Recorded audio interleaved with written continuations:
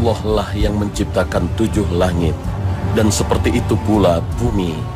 Perintah Allah berlaku padanya, agar kamu mengetahui bahwasannya Allah Maha Berkuasa atas segala sesuatu, dan sesungguhnya Allah ilmunya benar-benar meliputi segala sesuatu. Al-Quran, Surah At-Tolaq, ayat 12.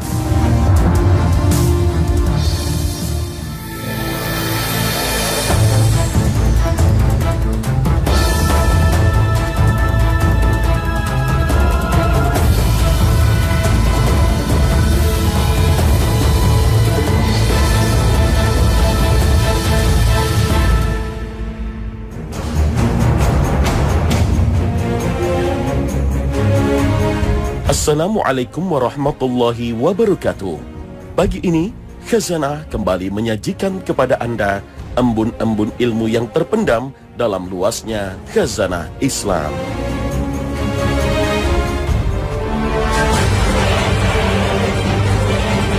Seperti disebutkan dalam hadis Nabi SAW yang cukup panjang dan bersumber dari sahabat Barra' bin Azib, bahwa pada saat sakaratul maut, seseorang akan diperlihatkan pahala amal baiknya maupun amal buruknya. Itu karena pada hakikatnya, setiap amal baik dan amal buruk manusia selalu dilaporkan oleh malaikat kepada Allah secara berkala. Laporan malaikat itu ada yang bersifat harian, mingguan, dan ada pula yang bersifat tahunan. Di dalam kitab Sunan An-Nasa'i, diriwayatkan dari Usamah bin Zaid radhiyallahu anhu bahwa ia berkata, "Wahai Rasulullah, aku tidak melihat engkau berpuasa 1 bulan sebanyak puasa yang engkau lakukan pada bulan Sya'ban." Beliau menjawab, "Bulan itu bulan yang dilupakan oleh banyak orang, yaitu antara bulan Rajab dan bulan Ramadan. Pada bulan Sya'ban itu, amal-amal manusia dilaporkan kepada Allah Tuhan semesta alam. Aku ingin ketika amal-amalku dilaporkan, aku sedang berpuasa."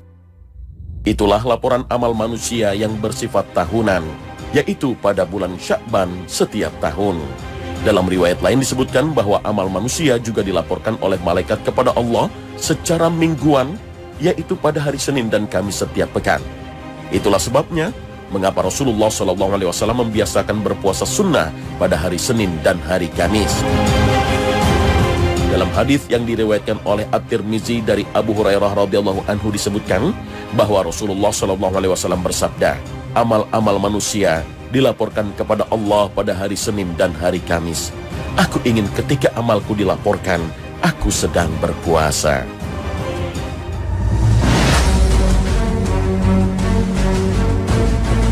Ada lagi laporan malaikat kepada Allah tentang amal-amal manusia yang bersifat harian. Laporan harian ini terjadi pada waktu subuh dan waktu asar. Dalam hadis yang diriwayatkan oleh Imam Bukhari dan bersumber dari Abu Musa radhiyallahu anhu, disebutkan bahwa Rasulullah SAW bersabda, "Sesungguhnya Allah memiliki malaikat-malaikat yang datang kepadamu secara bergantian. Pada waktu sholat subuh, malaikat-malaikat yang bertugas siang hari turun kepadamu, lalu bersama malaikat-malaikat malam menyaksikan sholatmu. Setelah itu malaikat malam akan naik dan malaikat siang tetap bersamamu di bumi. Malaikat-malaikat malam yang naik itu kemudian ditanya oleh Allah, dan Allah sesungguhnya lebih mengetahui sedang apa hamba-hambaku ketika kamu tinggalkan mereka."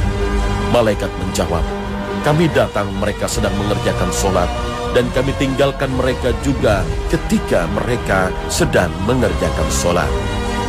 Lalu pada waktu sholat asar, malaikat-malaikat malam turun dan bersama malaikat-malaikat siang menyaksikan salat asar kalian. Setelah itu malaikat siang akan naik ke langit, sedangkan malaikat malam tetap tinggal bersama kamu. Allah kemudian bertanya kepada malaikat yang naik, dan Allah sesungguhnya lebih mengetahui sedang apa hamba-hambaku ketika kamu tinggalkan mereka. Para malaikat menjawab, "Ketika kami datang mereka sedang mengerjakan sholat, dan ketika kami tinggalkan mereka juga sedang mengerjakan sholat." Abu Hurairah radhiyallahu anhu yang meriwayatkan hadis ini berkomentar, "Aku kira para malaikat itu berkata dan memohon kepada Allah, 'Ampunilah mereka ya Allah pada hari kiamat.'" Oleh karena itulah, kita menemukan cukup banyak anjuran Rasulullah SAW agar kita sebisa mungkin menjaga sholat subuh dan sholat asar kita secara berjamaah. Hal itu antara lain agar ketika malaikat melaporkan amal-amal manusia pada waktu subuh dan asar itu, kita sedang dalam keadaan beribadah kepada Allah.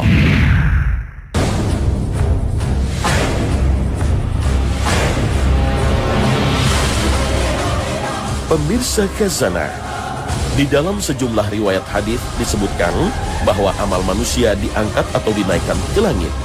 Lalu apa sebenarnya hakikat langit itu? Dalam pandangan ilmu pengetahuan, langit adalah bagian atas dari permukaan bumi. Langit memiliki beberapa lapisan dan terdiri dari banyak gas dan udara. Langit bisa berubah-ubah warna, terkadang biru seperti pada pagi dan siang hari, dan terkadang merah seperti pada sore hari, atau terkadang pula hitam gelap seperti ketika turun hujan. Dalam bahasa Al-Quran, langit disebut as-sama, bentuk tunggal, atau as-samawat, bentuk jamak. Ada yang mengartikan langit adalah lapisan atmosfer yang melingkupi bumi. Lapisan itu sendiri terdiri dari beberapa bagian yang masing-masing disebut dengan nama tertentu sesuai dengan ketinggian atau jaraknya dari bumi. Ada lapisan troposfer, ada stratosfer, ada mesosfer, ada lapisan termosfer, ada lapisan ionosfer, dan ada pula lapisan eksosfer. Ada lagi yang memahami kata sab'a samawat, 7 lapis langit yang disebut di dalam Al-Quran sebagai benda-benda yang ada di langit, seperti bintang dan planet. Yang menjadi pertanyaan adalah, apakah langit yang kita kenal dalam ilmu astronomi sama dengan langit yang dimaksud dalam Al-Quran? Apa yang diungkapkan oleh ilmuwan mengenai langit itu sejauh ini baru sampai pada langit yang terdekat dengan bumi, baru pada langit yang pertama. Itu pun sampai sekarang ini manusia belum mampu mengungkap rahasia langit dunia. Adapun lapisan langit berjumlah 7 lapisan yang diungkap ilmu pengetahuan, bukanlah 7 langit yang disebut dalam Al-Quran. Manusia memang tak akan mampu menembus langit-langit itu, karena ke-7 langit itu dijaga oleh malaikat Allah yang tidak akan mengizinkan siapapun menembusnya kecuali atas izin Allah Subhanahu wa Ta'ala. Ini bisa dipahami dari perjalanan Mi'raj Nabi SAW bersama malaikat Jibril menembus langit. Setiap kali tiba di satu lapisan langit, Jibril meminta izin untuk dibukakan, dan malaikat penjaga membukakannya karena telah mendapat izin dari Allah Subhanahu wa Ta'ala. Jika demikian, bagaimana mungkin manusia mengungkap rahasia langit? Semua itu masalah gaib yang hanya Allah Subhanahu wa Ta'ala yang mengetahuinya. Namun, manusia cukup mengimaninya. Di langit ke-7 terdapat Baitul Ma'mur, rumah Allah di langit ke-7. Setiap harinya dikunjungi oleh 70.000 malaikat. Mereka bertasbih, memuja dan memuji Allah Subhanahu wa Ta'ala. Malaikat-malaikat itu tanpa kenal lelah dan bosan melakukan tawaf mengitarinya, seperti layaknya malaikat dan manusia bertawaf mengelilingi Ka'bah di bumi setiap saat. Dengan begitu tempat ini begitu mulia dan dimuliakan layaknya Ka'bah di muka bumi. Begitu agungnya Baitul Ma'mur hingga Allah Subhanahu wa Ta'ala dalam firman-Nya bersumpah atas nama Baitul Ma'mur. Wal Baitil Ma'mur was Saqfil Marfu' wal Bahril Masjur.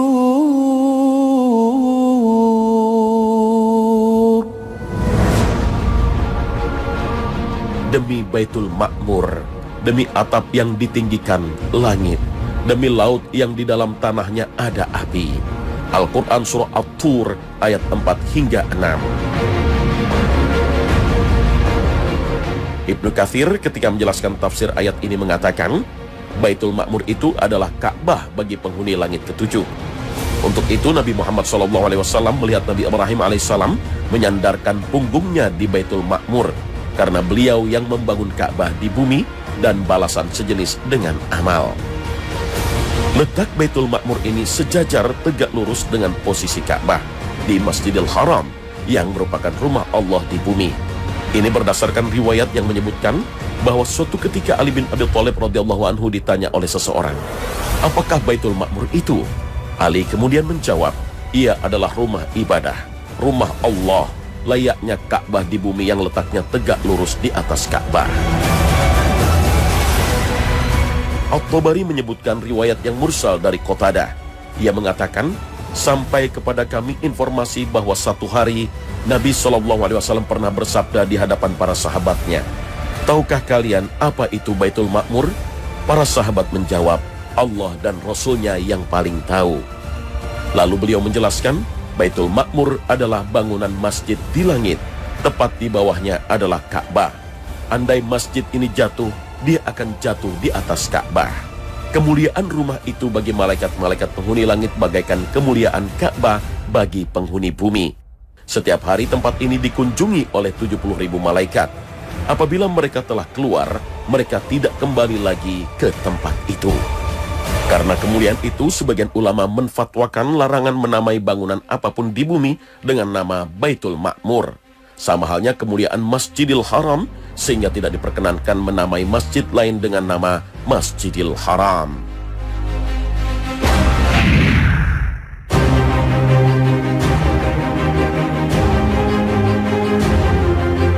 Pemirsa Khazanah, ketika melihat langit, pernahkah kita berpikir di mana letak dari ujung semua semesta ini?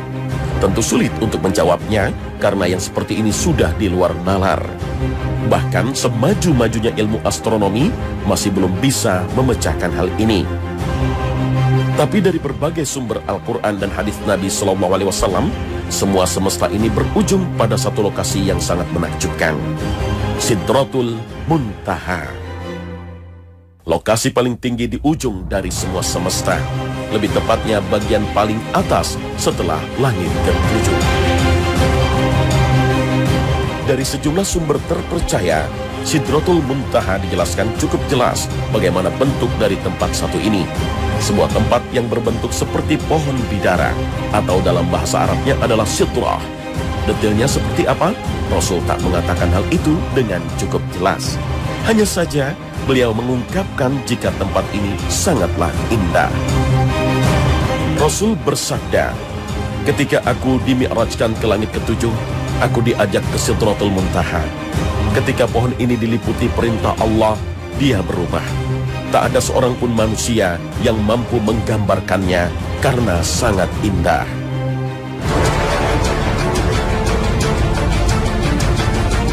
Dalam riwayat Ibnu Mas'ud radhiyallahu anhu disebutkan bahwa dinamakan Sidratul Muntaha karena semua ketetapan Allah yang turun pangkalnya dari sana, dan semua yang naik ujungnya ada di sana. Selayaknya pohon, Sidratul Muntaha juga memiliki daun, buah, dan akar. Hal ini juga tersirat dalam sabda Nabi SAW. "Aku melihat Sidratul Muntaha di langit ketujuh. Buahnya seperti kendi daerah Hajar, dan daunnya seperti telinga gajah. Dari akarnya keluar 2 sungai luar dan 2 sungai dalam." Kemudian aku bertanya, "Wahai Jibril, apakah keduanya ini?" Dia menjawab, "Adapun 2 yang dalam itu ada di surga, sedangkan 2 yang di luar itu adalah Nil dan Efrat." Hadits riwayat Bukhari. Dengan bentuk daun seperti telinga gajah yang lebar-lebar yang sangat rimbun, hingga sebuah riwayat ada yang menyebut jumlahnya sama dengan bilangan makhluk yang Allah ciptakan. Dari sini makin terbayang seperti apa Sidratul Muntaha, betapa rimbunnya tempat ini. Saking rimbunnya, Nabi mengilustrasikannya dengan sangat tepat dalam sabdanya, "Orang yang naik kuda baru bisa melintasi bayang-bayangnya selama 100 tahun atau 100 penunggang kuda. Bisa dinaungi bayang-bayangnya. Di sana ada laron dari emas, buahnya seperti kendi besar." Hadits riwayat Turmuzi. Sidratul Muntaha begitu agung dan indah, sampai-sampai Nabi tidak kuasa menggambarkannya. Dalam sabdanya dia menjelaskan, "Ketika saya dimi'rajkan ke langit ketujuh, saya diajak ke Sidratul Muntaha. Ketika pohon ini diliputi perintah Allah, dia berubah. Tidak ada seorang pun manusia yang mampu menggambarkannya karena sangat indah. Hadis riwayat Abu Ya'la. Di tempat inilah Nabi SAW melihat wujud asli malaikat Jibril. Karena sepanjang hayatnya, malaikat Jibril selalu datang menemui Nabi dalam rupa-rupa yang berbeda. Dan ini adalah kali kedua Nabi melihat wujud asli Jibril alaihissalam. Peristiwa yang kemudian menjadi buah bibir di kalangan Quraisy yang menjadikannya sebagai kesempatan untuk memperolok Muhammad sallallahu alaihi wasallam. Inilah yang diabadikan Allah Subhanahu wa taala dalam Al-Qur'an. Apakah kaum musyrik Mekah hendak membantahnya tentang apa yang telah dilihatnya? Sesungguhnya Muhammad telah melihat Jibril itu dalam rupanya yang asli pada waktu yang lain, yaitu di Sidratul Muntaha. Di dekatnya ada surga tempat tinggal. Muhammad melihat Jibril ketika Sidratul Muntaha diliputi oleh sesuatu yang meliputinya. Penglihatannya Muhammad tidak berpaling dari yang dilihatnya itu dan tidak pula melampauinya. Sesungguhnya dia telah melihat sebahagian tanda-tanda kekuasaan Tuhannya yang paling besar. Al-Quran Surah An-Najm ayat 12 hingga 18. Apakah orang musyrikin hendak meragukan dan membantah bahwa Rasulullah SAW telah melihat Jibril? Padahal dia telah melihat Jibril dalam bentuk aslinya sebanyak 2 kali. Pertama, ketika Jibril berada di atas ufuk yang tinggi di bawah langit dunia setelah Nabi menerima wahyu pertama di Gua Hira. Dan kedua, ketika di Sidratul Muntaha di atas langit ke-7 saat beliau menjalani Mi'raj. Nabi Muhammad SAW melihat Jibril di tempat tersebut, tempat para arwah yang tinggi dan suci yang tidak bisa didekati setan atau arwah yang buruk.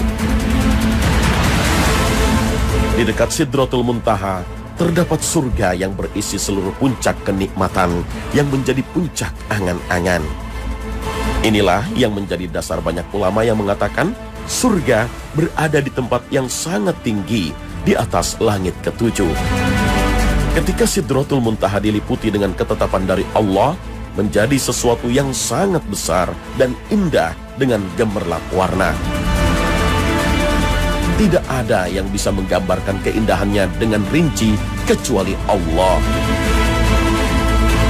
Pandangan Nabi SAW tidak toleh-toleh dari arah yang menjadi tujuannya, tidak juga melebihi batas yang diizinkan. Ini menunjukkan bagaimana adab beliau SAW. Saat itu beliau melihat berbagai kejadian yang luar biasa. Beliau melihat surga, melihat neraka, dan melihat kejadian gaib.